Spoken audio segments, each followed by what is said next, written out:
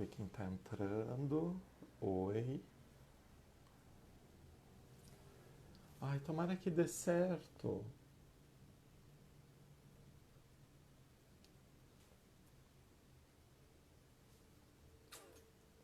Ai, tomara que dê certo.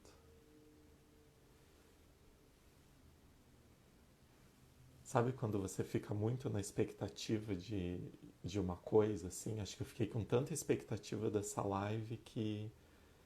Ai, deixa eu até respirar um pouquinho. Mas vai dar certo, vai dar certo. A internet dela vai voltar e a gente vai fazer uma live incrível. Quem mais que entrou aqui?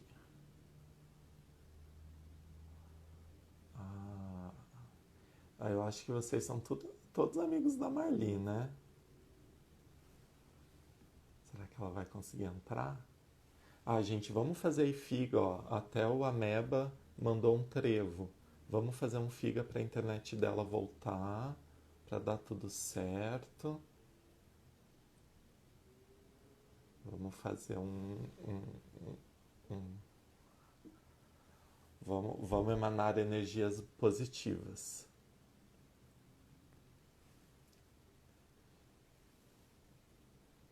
Olha, e todo mundo entrando. Ai, que bonito que vocês vieram. Ai, ó, o Kaique estudou comigo, que legal. Ai, gente, essa conversa vai ser incrível. Mas vai dar certo, vai dar certo. Vamos jogar energia positiva. Então, acho que vale falar um pouquinho, né? Então, enquanto ela tá entrando, eu tenho um canal, uma plataforma que eu chamo de Ei Novak, e essa plataforma a gente discute alguns assuntos. Esse mês, como é o mês do orgulho LGBTQIA+, a gente trouxe uma série de assuntos e a gente vai encerrar com essa. Então é bem importante que ela aconteça. A gente vai encerrar com o HIV como uma doença social. E aí a gente trouxe a Marli, que é uma pesquisadora, enfim, com um currículo incrível sobre o tema. Vamos ver se agora a internet vai dar. Vamos ver, vamos ver. Sou de Curitiba. E aí, me ouve?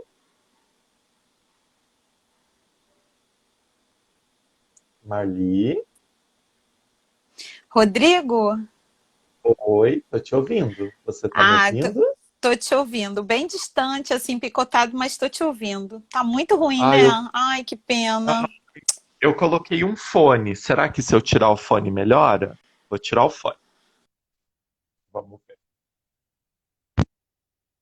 Oi, melhorou? Ai, não acredito. A internet dela caiu.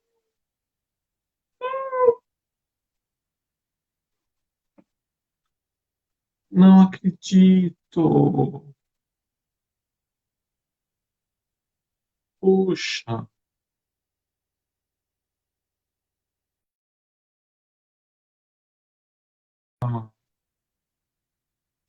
Ela caiu, gente.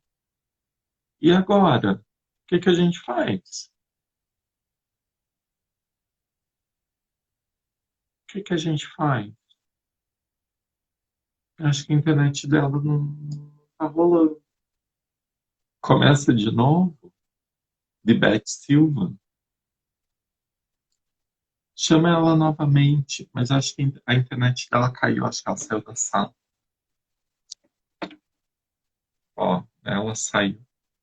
A internet dela caiu.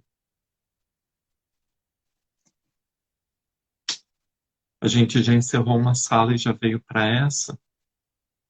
Vamos ver.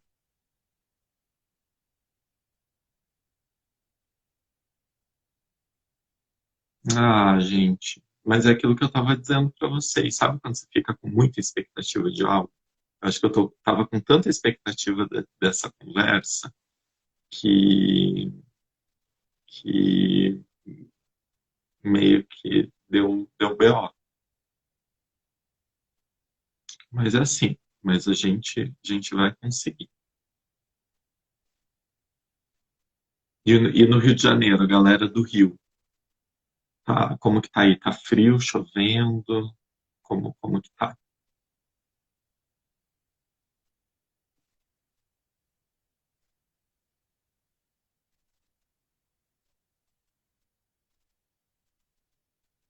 Ai, será que eu consigo?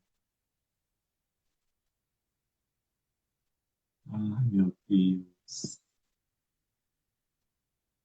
Qualquer coisa, a gente vai ter que remarcar daí, tá, gente? Vamos tentar.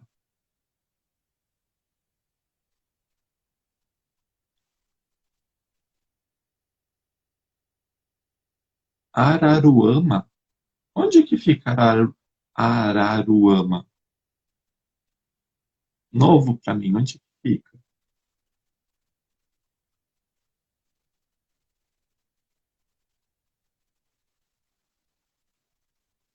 Ai, gente, vai dar certo, vai dar certo. Vamos torcer.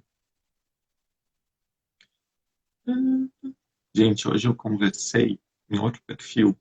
Eu fui convidado para mediar uma conversa com uma ativista trans, né? E a gente falou sobre empregabilidade trans. Gente, revelador. Revelador. Ai, Marli voltou? Vamos torcer, vamos torcer. Eu vou tirar, eu vou tirar. Vai dar certo, gente. Na fé.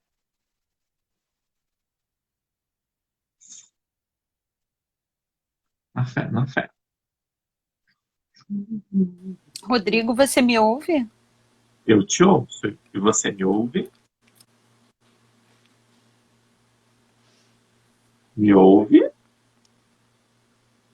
Ai, não acredito que você não está me Agora, ouvindo. Me ouviu? agora tá bem picotado, mas estou ouvindo. Ah, tá me ouvindo? Sim, Ah, estou te então tá bom. ouvindo. Então, vamos, ó, tô com os dedinhos cruzados. Tava falando para ele, só porque eu tô muito na expectativa, daí tá acontecendo isso. Tá muito ruim. Ai, sério. Tenta falar de Ah, novo para ver se eu te ouço, porque vai picotando e não vou conseguir entender, não consigo ah, entender o que você está falando. Fale de novo, por favor. oi, Marli, tá me ouvindo? Agora sim, estou te ouvindo. Me ouvindo? Então tá bom. Então, vamos falar um pouquinho lá do início. Então, a Marli, uma jovem, né, negra, como que a Marli se torna pesquisadora? Bom, como eu me torno pesquisadora? Na realidade, assim, nunca imaginei ser uma pesquisadora, né? Porque eu sempre gostei muito de estudar. Na realidade, eu vi estudo como uma possibilidade de ser alguém na vida, era assim que a gente falava, né? Nasci numa condição de bastante pobreza, morava na comunidade onde a nossa vida, né, se restringia àquela comunidade, e o estudo sempre foi pensado como uma possibilidade de galgar algo melhor na vida, né? Alcançar algo melhor na vida. E aí quando eu fui fazer a faculdade, na época eu tinha que escolher, não sabia bem o que escolher, por não ter opção, escolhi fazer psicologia, que era o que a minha irmã queria. E aí, na psicologia. Oi? Me ouve? Estou te ouvindo, pode continuar. Tá. E aí, na psicologia, eu descobri, né, a área da psicologia institucional. Tive uma professora, né, que me incentivou muito, que foi a professora Eliana Conde, que foi na época, minha orientadora, e eu descobri, né, na formação da psicologia, a saúde coletiva, né, apesar de fazer psicologia, eu não tinha interesse pela clínica, né, era necessário fazer um investimento alto, não tinha como fazer aquele investimento para manter uma clínica, e nem para fazer o atendimento clínico, então investi na saúde coletiva. Foi quando eu terminei a psicologia e fui fazer o curso de especialização em saúde pública na ENSP, né, na Fiocruz, onde estou até hoje. Na realidade, comecei com o curso de especialização, depois eu fiz a residência em saúde pública. Nessa época passei para o concurso, né, na Secretaria Municipal de Saúde do Rio de Janeiro, e eu sempre conciliei a atividade técnica, né, como sanitarista, e a atividade profissional como pesquisadora, mas foi no curso de saúde pública, na especialização, que eu comecei a entrar em contato com a pesquisa. E sempre pensei a pesquisa como a produção de um conhecimento útil, né, para transformações necessárias na nossa sociedade. E, enfim, comecei ali, depois fiz o concurso para a Fiocruz, né, para pesquisadora. Na época não tirei em primeiro lugar, mas depois teve uma nova chamada, né, eu fui chamada e estou lá até hoje, uns 11 anos como pesquisadora, mas na Fiocruz desde 1993. Uau! E você estava falando que hoje um dos seus papéis é que você intermedia, né? Você faz o relacionamento com as secretarias de saúde, você faz o relacionamento com os outros órgãos. Eu fico imaginando o quanto a psicologia deve te ajudar a mediar todos esses conflitos, né? É, eu diria que, assim, a psicologia foi fundamental em vários aspectos, né? Primeiro, pelo aspecto, né, da gente poder compreender melhor, né, a dimensão do humano, a dimensão das crises e dos conflitos, né, vamos dizer assim, na dimensão mais individual. A outra psicologia ajudou muito a entender, né, a lidar também com os conflitos institucionais, com as disputas de poder, né, com as relações, que são relações muitas vezes determinadas por interesses, e conseguir fazer essa leitura, conseguir fazer essa análise, permite a gente ter uma atuação, sobretudo quando a gente fala de projetos relacionados a políticas públicas de saúde, a se situar melhor e a poder também lidar, como você mesmo falou, né, melhor com as situações de conflito.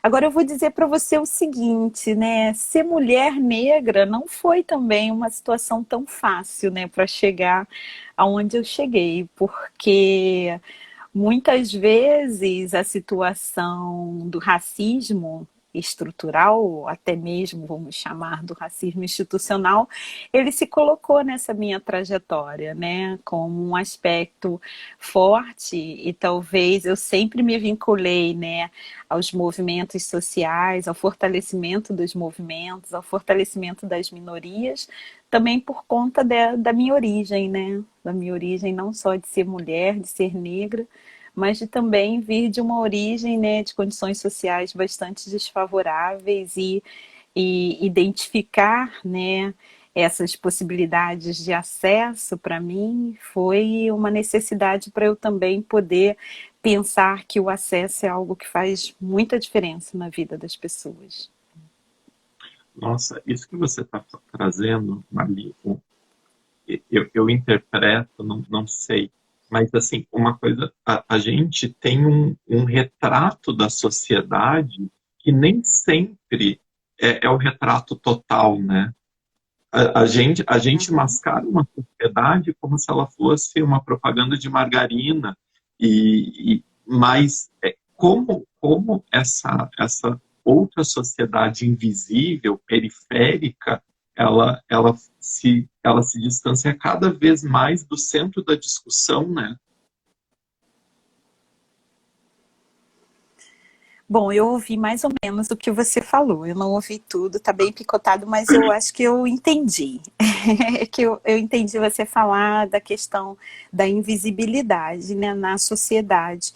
E eu queria pegar esse tópico que você falou para falar um pouco também, primeiro, né, da importância de se ter o Dia do Orgulho LGBT, QIA+, né? Porque quando a gente está falando, né, da invisibilidade, do porquê, né, trabalhar com políticas públicas e trabalhar com políticas públicas voltadas para, né, grupos que estão devidamente invisibilizados, que são altamente discriminados, o quanto que essa situação da invisibilidade, da discriminação, ela vai gerando vulnerabilidades, né, que são vulnerabilidades que se expressam como doença, como mal-estar, como situações bastante desagradáveis para a sociedade.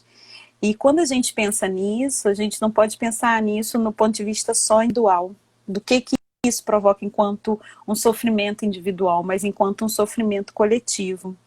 Então, eu diria que o tema, né, hoje é até o HIV como doença social, né, eu diria o HIV que provoca a AIDS, que é uma síndrome que ela, na realidade, traz essa oportunidade para a gente pensar, né, como que essa síndrome, ela traz a determinação social, né, também embutida, né, nessa siglazinha, porque de alguma forma a gente vê o quanto que estamos envolvidos e estamos relacionados a alguns processos que possibilitam muito a produção e a reprodução, né, dessa doença, né, na nossa sociedade, e de forma diferenciada. Se a gente for pensar o Brasil como um todo, a AIDS, né, se expressa de diferentes formas nas diferentes regiões, nos diferentes estados, nos diferentes municípios. E as maneiras de enfrentamento, né, das vulnerabilidades que vão, né, aparecendo nesses diferentes territórios mostra, né, o quanto que a gente precisa apontar para o que está invisibilizado, porque quando a gente vai ver quem vem sendo mais afetado, né, pelo HIV e AIDS, quem tem mais dificuldades de acesso, em sua maioria são as pessoas que estão mais invisibilizadas. O que não quer dizer que os nossos dados mostrem as pessoas mais invisibilizadas, porque muitas vezes nossos dados que aparecem lá nos boletins epidemiológicos, nos serviços, são das pessoas que têm acesso ao serviço, né? E nem todo mundo tem acesso ao serviço. As barreiras de acesso, eu não estou falando barreira só da porta de entrada do serviço, as barreiras que se colocam no nosso cotidiano, nas nossas vidas, às vezes é a barreira de conseguir o dinheiro do transporte para conseguir chegar até o serviço de saúde, né? Às vezes é a barreira de acesso do preconceito que já sofreu lá atrás e que impede um sujeito de buscar ou de se manter no atendimento, né? Então é muito importante a gente parar para pensar, por exemplo, que os nossos dados, eles não revelam tudo, ou pelo menos não revelam o que socialmente já está construído de maneira a esconder ou a não deixar mais claro ou deixar visível o que de fato são os problemas ou os desafios que a gente ainda tem a enfrentar em relação ao HIV e AIDS. Nossa, eu estou pensando aqui, primeiro, eu queria que você ajudasse a gente a diferenciar HIV de AIDS. Qual que é a diferença?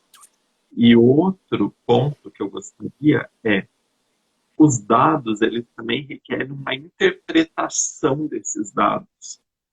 E será que a interpretação desses dados, quando eles vêm para uma camada pública, eles não podem ser tendenciosos só com uma parte da história? Uhum. Bom, se eu entendi bem, primeiro você pediu para eu diferenciar o HIV da AIDS, né? O HIV, ele é o vírus, né, que vai provocar uma síndrome, né, chamada de síndrome da imunodeficiência adquirida, né? Quer dizer, esse vírus, ele é um vírus que ele, dentro do organismo, ele destrói as células de defesa, né? E todo o esforço, quando a gente fala, né, da importância, e o projeto A Hora é Agora, ele tenta justamente interferir, né, para não só uma detecção precoce do HIV, mas também para um tratamento precoce. Por quê?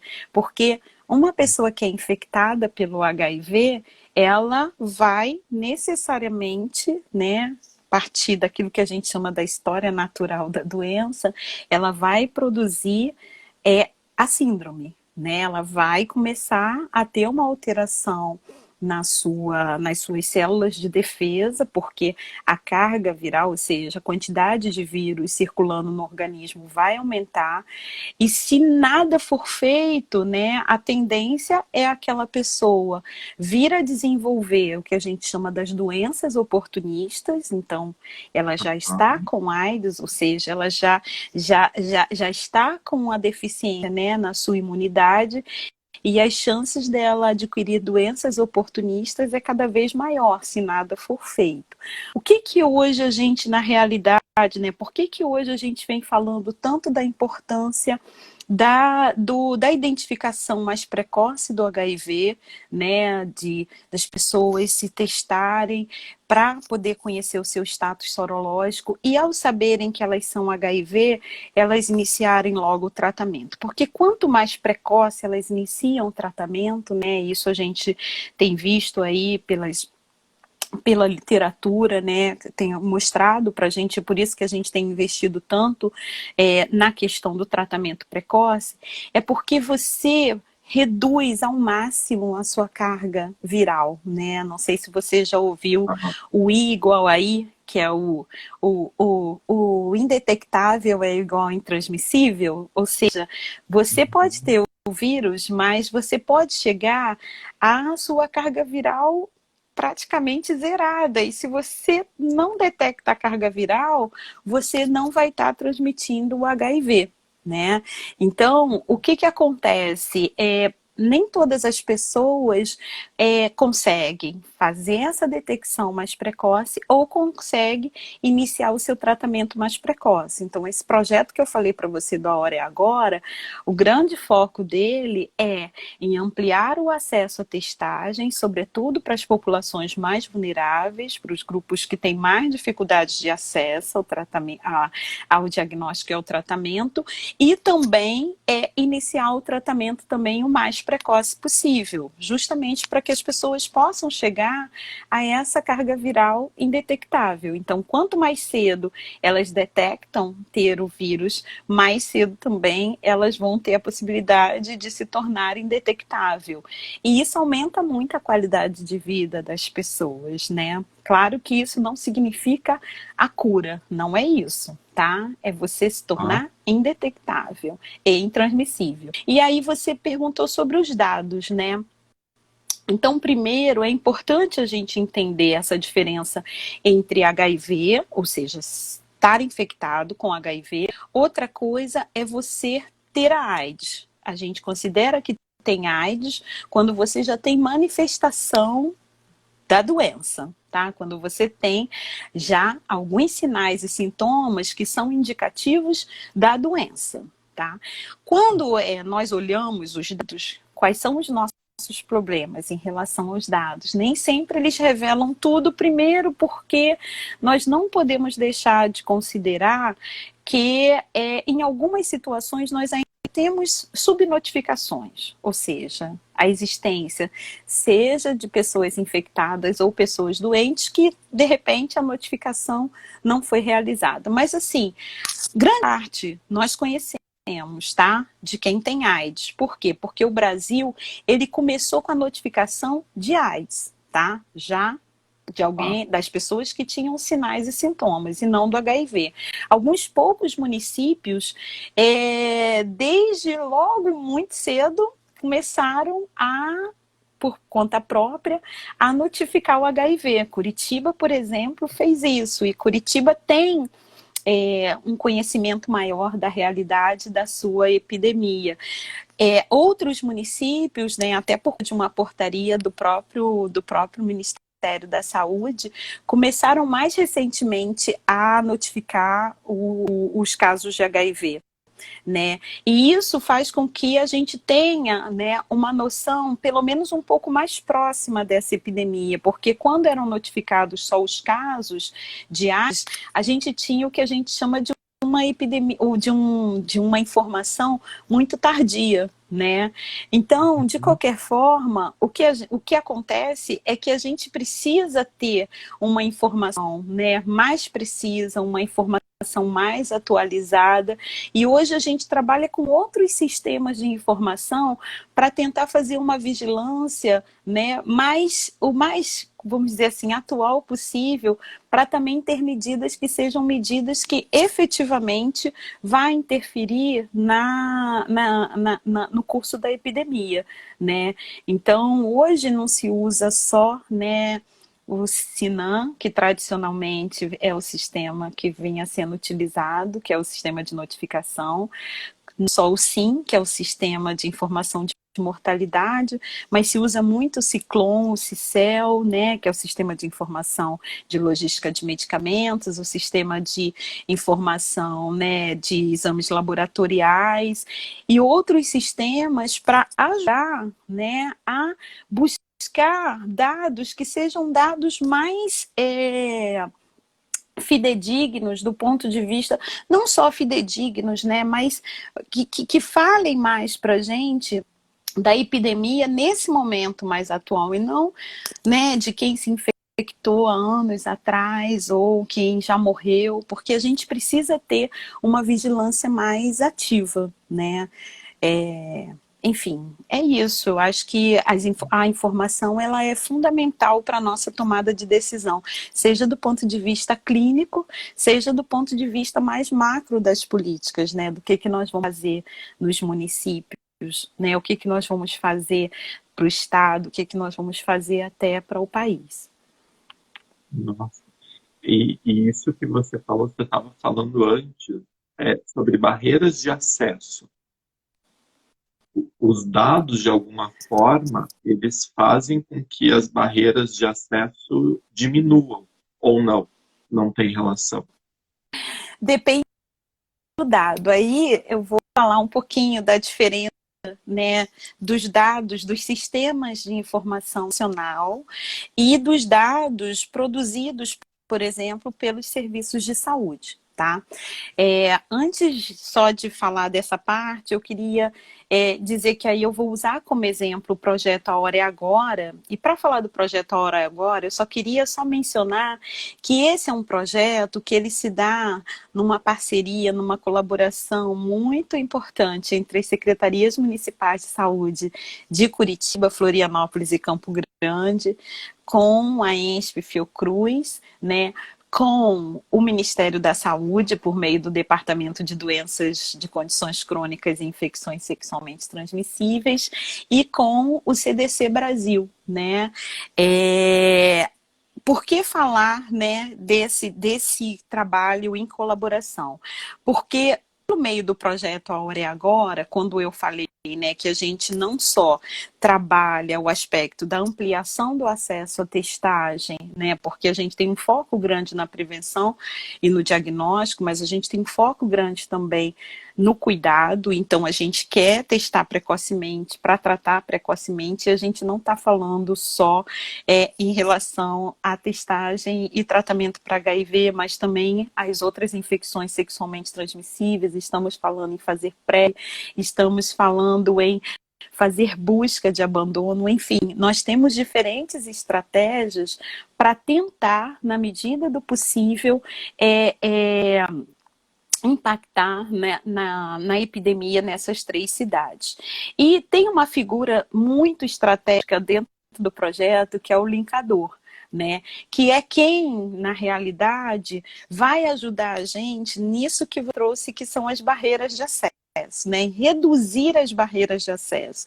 Então, desde que os usuários entram, né, nas unidades onde nós temos esse projeto A Hora é Agora, são oferecidos aos usuários que fazem parte dessa população mais vulnerável, desses grupos mais vulneráveis, né?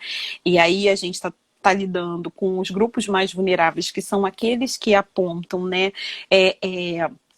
essa vulnerabilidade do ponto de vista até não só dos dados epidemiológicos existentes, mas dos dados de pesquisas que foram realizadas que mostram maior vulnerabilidade dos homens que fazem sexo com homens, e aí a gente está falando mais relacionado à prática sexual, né,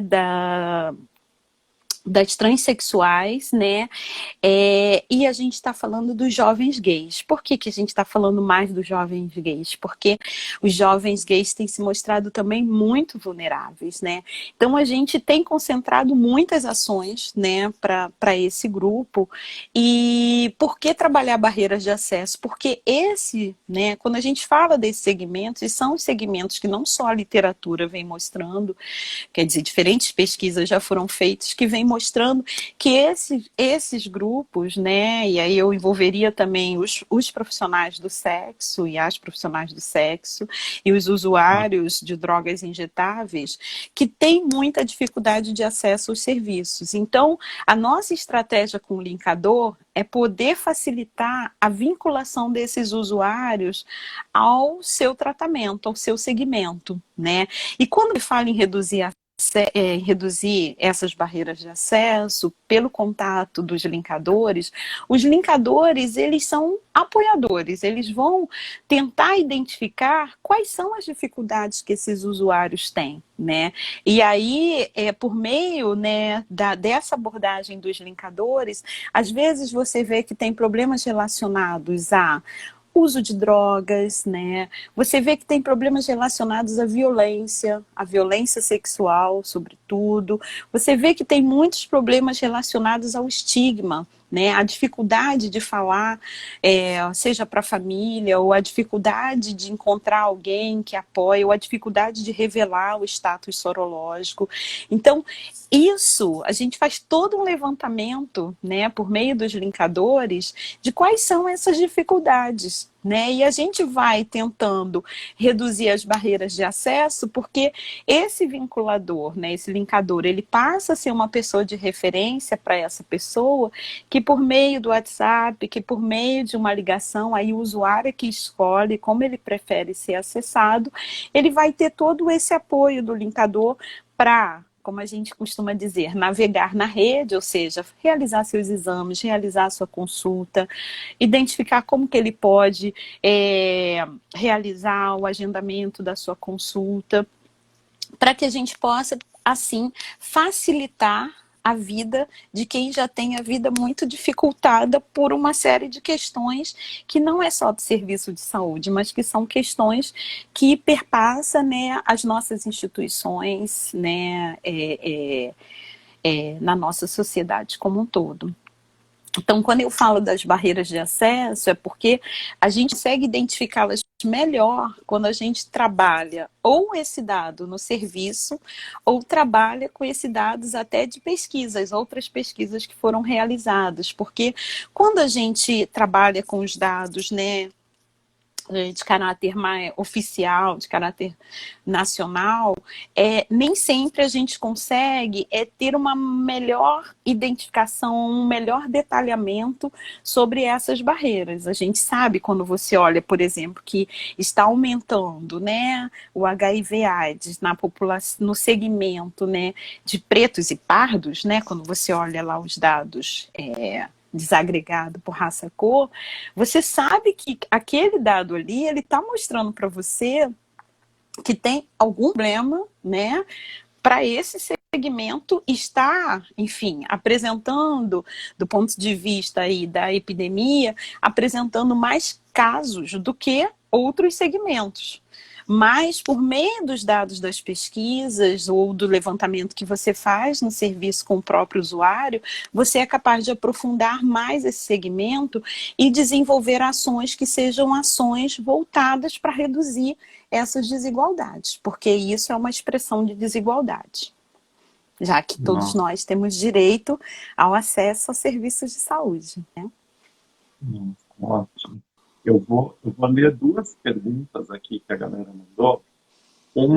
Uma pessoa perguntou se o filho de pessoas soro positivo nascem com soro positivo, que conseguiu, né? Filho de soro Oi, Rodrigo, positivo eu não nasce. consegui ouvir. Você pode repetir? Desculpa, você pode repetir, Rodrigo? Não, claro, agora está me ouvindo? Agora estou te ouvindo. Tá? Filhos de soro positivo nascem soro positivo? Não necessariamente. Bom, primeiro que se a gente puder observar, né, um dos dados, né, uma das formas de transmissão que mais diminuiu no país, não só aqui no Brasil, né, mas em diferentes países do mundo, foi a transmissão vertical, né?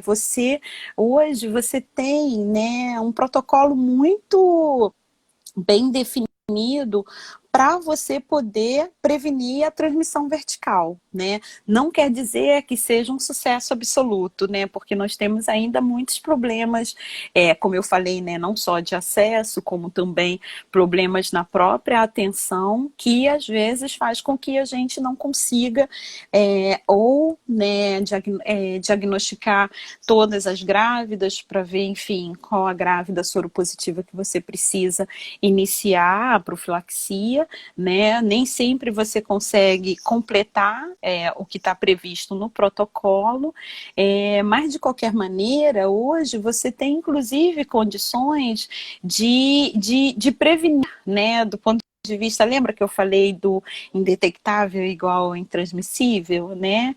Na realidade, se tenta já fazer todo um acompanhamento dessa gestante, ou até mesmo antes dela ficar gestante, você faz um acompanhamento do casal, você pode ter um casal aí soro discordante, né? Um é positivo, o outro é negativo, e você, com que é no caso, né, o homem positivo, você pode levá-lo a estar indetectável, ou seja, fazer tratamento para que reduza ao máximo a carga viral dele, e ele não necessariamente transmitir para sua parceira soro negativa. Mas, se por um acaso ela for infectada, né, se ela começa o tratamento no período certo, né? E se ela completa todo o protocolo, você tem praticamente 100% de garantia de que esse bebê não nascerá positivo. É claro que você não descarta necessariamente a soropositividade assim que o bebê nasce,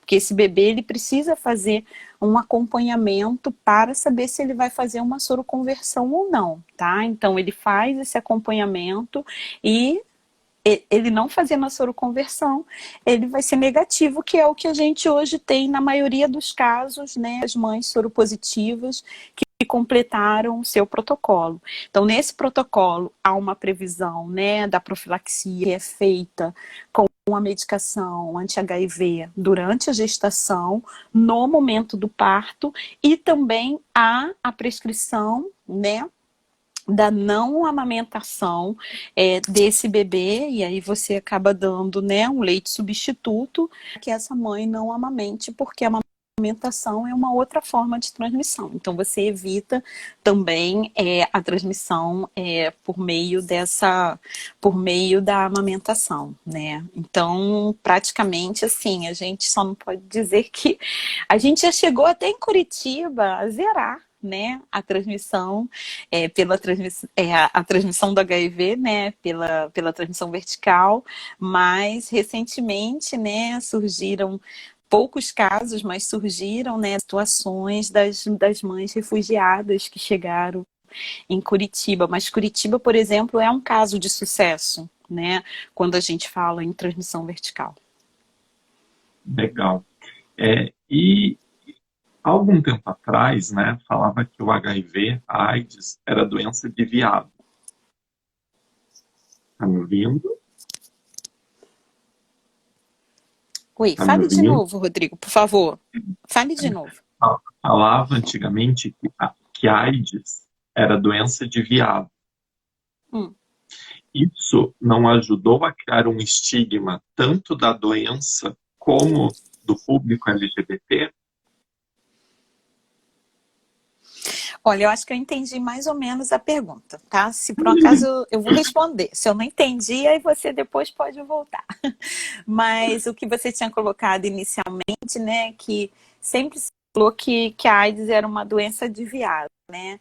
Eu diria que, assim, isso foi um grande equívoco, né, em dizer que a AIDS é doença de viado, porque a AIDS é, como está dito, né, é social, é de todos, né? A AIDS, né, não escolhe cor, não escolhe sexo, não escolhe orientação sexual, não escolhe classe, raça, nada disso, né? Enfim, quando a gente, essa questão, e a gente vai ver que não está relacionado só ao HIV/AIDS, mas está relacionado também a outras doenças, né? Que é um aspecto que a gente estuda, né? Quando a gente vai ver a história das doenças, quando a gente vai ver a história das epidemias, o quanto que as epidemias, elas acabam gerando, né, e a depender do tipo de doença, da forma como ela se manifesta na população, o quanto que ela vai gerando muitos estigmas, né? Vide agora o Covid, né?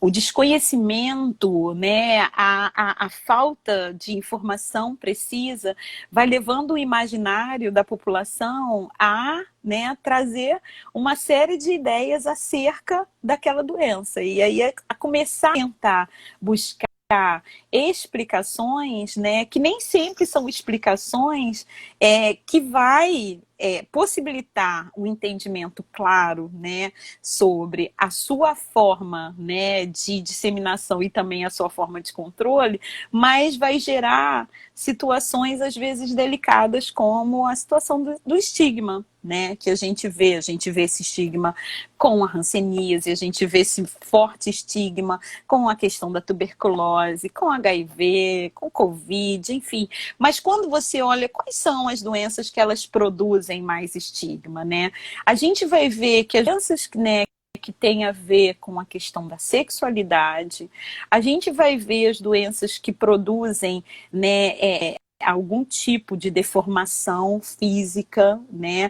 A gente vai ver o grande preconceito, por exemplo, com os transtornos mentais, né? O quanto que as pessoas têm, né, todo um fantasma, né, relacionado às doenças mentais. Então, assim, inicialmente, quando se falou que a AIDS era uma doença de viado, isso, no início da história da AIDS, a gente tem uma série de filmes que a gente depois pode aí passar a lista de alguns, mas a gente também tem livros que contam pra gente a história, né, do início da epidemia, e a gente vê que o início da história esteve muito relacionado, né, quando se começou toda a investigação dos primeiros casos, se relacionou muito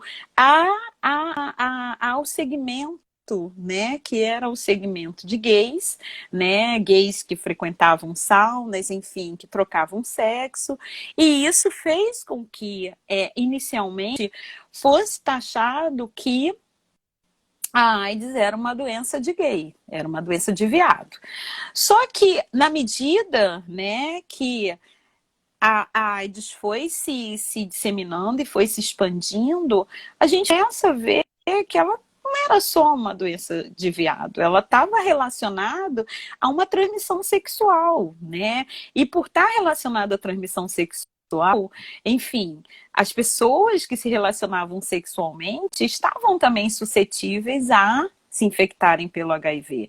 Depois foram descobrir que não era só pela via sexual, né? Tinha também pela transfusão de sangue, que podia haver, né, todo o contato com o vírus por essa via, né? Aí depois expande, né? Vê que também por meio do leite se transmitia. Então você começa a mudar completamente, né, essa visão, né, de grupo de risco, né, que inicialmente foi tão forte, né, dizer não, é uma doença dos drogados, é uma doença dos viados, é uma doença, e aí houve toda uma marginalização, né, uma forte discriminação de determinados grupos sociais que começaram a ser muito identificados como aqueles que estavam disseminando disseminando o vírus. E aí é muito curioso, né, que de repente começa a crescer sem parar o HIV entre os heterossexuais, né? Que não necessariamente se enquadravam nessas categorias que eram as categorias que já estavam altamente descriminalizadas. E aí a gente começa a fazer uma outra discussão, que é a discussão sobre as vulnerabilidades. E quando você fala das vulnerabilidades, né, que está colocada, né, pelo não acesso à educação, pelo não acesso, pelas questões, né, do racismo, pelas questões colocadas pela falta de cultura, enfim, você começa a ver que os mais vulneráveis para o HIV, na realidade, são também, muitas vezes, os mais vulneráveis para outras condições, né? E a questão é que também você pode ter muito acesso à informação, você pode ter muito acesso ao serviço, mas quando a gente está falando das questões sexuais, não é necessariamente o ter acesso que vai te colocar numa condição de menor vulnerabilidade, muitas vezes, né? A depender da situação, você pode também estar muito vulnerável. Então, assim, não dá para a gente dizer essa doença é doença de viado, essa doença é doença de profissional do sexo, essa doença é doença de usuário de drogas. Não dá. Eu acho que o que a gente tem que pensar é que nós precisamos nos cuidar, é que nós precisamos entender, né, os nossos jeitos, que nós precisamos entender como que nós podemos ter acesso a toda uma possibilidade de ter uma vida mais saudável, né? E de criar condições de vidas mais saudáveis para quem hoje não consegue ter essas vidas mais saudáveis, né? Porque às vezes uma situação, por exemplo, hoje, né? Às vezes a pessoa já perdeu tanto sentido da vida e que às vezes ela não está mais tão preocupada assim com esse cuidado, com essa atenção. E o que ajuda é despertá-las para isso, para esse cuidado, para essa atenção com ela, com o grupo. E a gente sempre fala nisso, a gente não está pensando só numa pessoa. Por isso saúde coletiva, por isso pública, é pensar em um e na vinculação desse um com todo um coletivo, né? Então, eu não concordo, né? Nem penso e nem acho que devemos pensar que a AIDS é doença de viado. Não é. Muito pelo contrário, eu diria que muitos gays hoje se protegem e se previnem muito mais do que outros grupos sociais que têm, de alguma forma, banalizado muito, ou, enfim, descuidado muito desse cuidado, né? Gente, e aí eu queria ouvir um pouquinho de você. Qual que é a relação do SUS com tudo isso? Me ouviu? Não ouvi. Fale de novo, por favor. A relação do SUS. A relação com o SUS, é isso? E isso aí. Então. Então, é importante a gente compreender que tudo isso que a gente está falando, pelo menos em relação ao projeto A Hora é Agora, se dá no contexto do SUS, tá? A gente está falando disso, claro, como algo que vem sendo possibilitado por meio de um projeto, tá? De um projeto de pesquisa, de um projeto que a gente chama ele de um projeto operacional, porque ele está se dando no contexto do serviço, mas a gente trabalha esse projeto visando muito a sustentabilidade dele no SUS, né? Então, por exemplo, a gente está falando em Curitiba de um atendimento que está dando dentro do COA. Para quem é de Curitiba sabe bem o que eu estou falando, é o Centro de Aconselhamento, Centro de Orientação e Aconselhamento lá de Curitiba, que é o que a gente chama para o restante do Brasil de CTA, né? Centro de Testagem e Aconselhamento. nós tivemos uma extensão do COA, né, para poder atender aí por conta das barreiras de acesso, né? Quando nós terminamos uma primeira fase da pesquisa, nós fizemos um levantamento com os usuários. Uma das coisas que os usuários, na realidade, não foi só quando a gente terminou a primeira fase, foi até o trabalho de uma aluna minha de mestrado, que na realidade é a coordenadora executiva desse projeto, que é a Wanda Cota, que é uma pessoa fundamental, né, para a existência também desse projeto.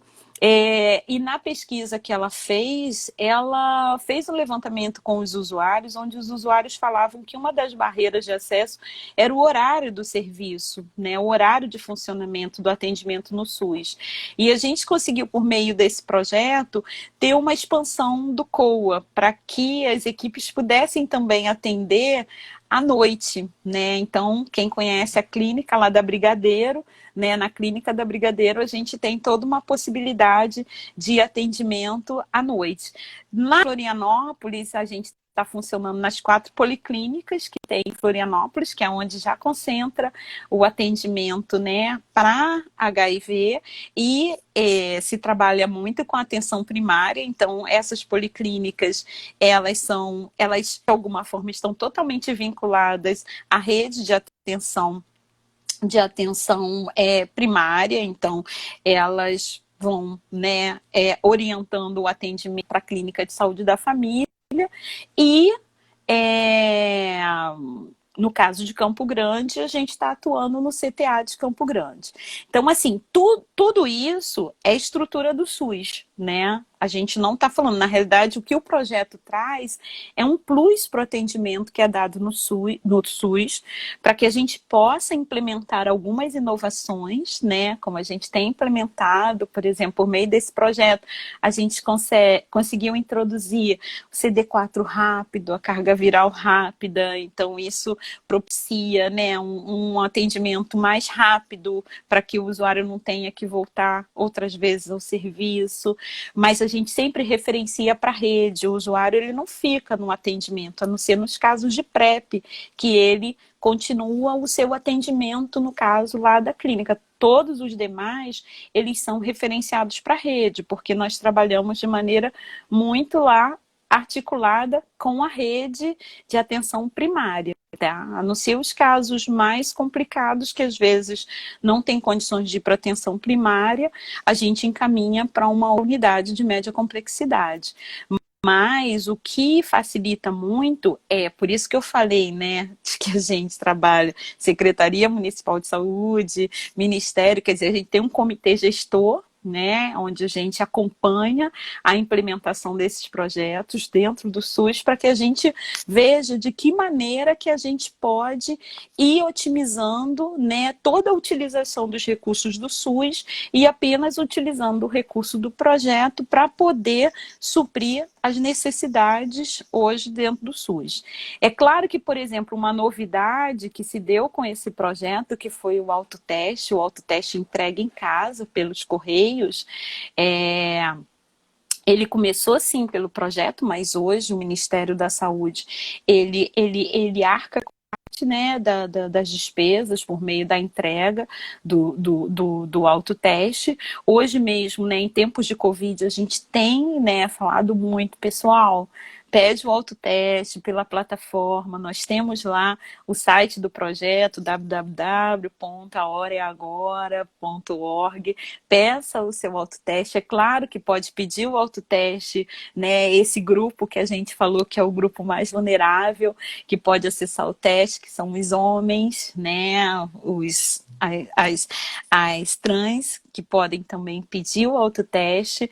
Só pode ser para quem mora em Curitiba, para quem mora em Florianópolis e para quem mora em Campo Grande. O autoteste é uma possibilidade das pessoas se testarem em casa sem necessariamente ter que ir ao serviço, mas precisará ir ao serviço e vai ter toda uma orientação para isso quem der um resultado positivo, porque se der reagente, precisa fazer o confirmatório. E aí para cada cidade tem lá o endereço de onde deve ir para fazer o confirmatório. Então, assim, o que a gente, na realidade, tem quando você pergunta do SUS, né? A gente tem muita clareza do que é o SUS e a gente trabalha, assim, para fortalecer o SUS. E é claro que a gente está falando de situações bem distintas nas 3 cidades, né? Mas o projeto, ele vem justamente trazer a inovação para o contexto do SUS, mas ele vem também suprir algumas necessidades para poder garantir esse atendimento. E a gente vem, na medida do possível, trabalhando com uma perspectiva de continuidade, né? Então, como eu te falei, o projeto está em Curitiba desde 2014. Está em Curitiba desde 2014 porque, na realidade, a gente vem conseguindo mostrar a relevância da atuação desse projeto, não só para os financiadores, mas também para o próprio Ministério da Saúde, né? Até atividades que a gente vem desenvolvendo muito numa discussão com o Ministério da Saúde para a necessidade e importância de disseminação de algumas dessas estratégias para outras cidades, né? A gente já teve a disseminação dessas estratégias até para outros países, né, que vieram conhecer aqui a nossa experiência. E a gente, por quê? Porque a gente vê o quanto que, de fato, esse tipo de estratégia vem alterando a situação epidemiológica, né, dessas 3 cidades. Uau. Assim, a gente vai cair a qualquer momento e eu queria que você deixasse um recado sei lá, para a pessoa que acabou de descobrir que tem HIV e ficou desestimulada com a vida. Eu vou pedir para você repetir. Eu só ouvi que acabou de descobrir que é HIV. Então, para você deixar um recado para quem acabou de descobrir que tem HIV e ficou desestimulado com a vida. Deixar um recado, né? Com certeza, posso deixar vários recados.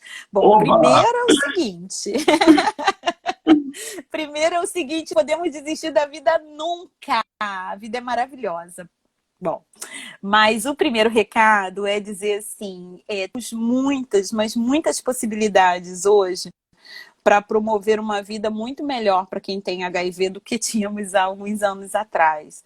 A gente até diz, né, que o HIV já se tornou uma doença crônica, né, como outras doenças, porque você hoje, é claro, você trata o HIV dentro de uma rotina, porque, como eu falei, você já sabe exatamente o que faz.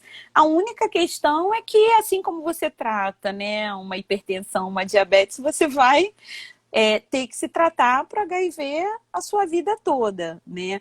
Mas, assim, a gente não pode se desesperar, né, ao receber um resultado positivo. Por quê? Porque é isso. Se você teve dificuldade de receber esse resultado no primeiro momento, eu acho que o que você deve fazer é buscar apoio.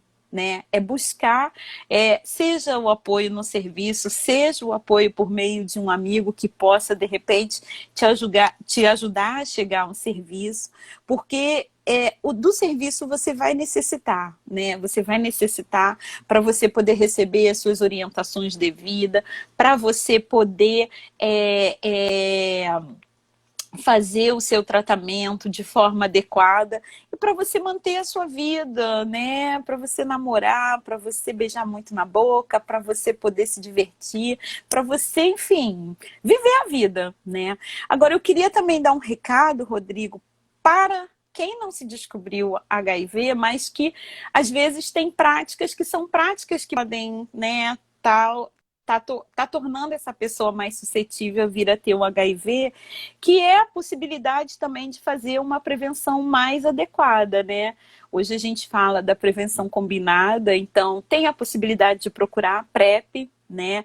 Eu sei que nesse momento agora da pandemia, né, com a redução, né, do atendimento em alguns serviços, a gente teve isso também para Curitiba, teve lá para as outras cidades, mas a gente ter o acesso à PrEP, ou seja, de você poder fazer o uso da medicação para uma prevenção tem se mostrado também muito efetivo. Mas, para além disso, você tem o uso do preservativo, né? Você tem a possibilidade de ter condições, né, de se prevenir para você ter uma vida sexual muito mais saudável, muito mais, né, favorável, no sentido de você não ter tantas preocupações em relação ou a ter, né, transmitido HIV para um parceiro, ou então o parceiro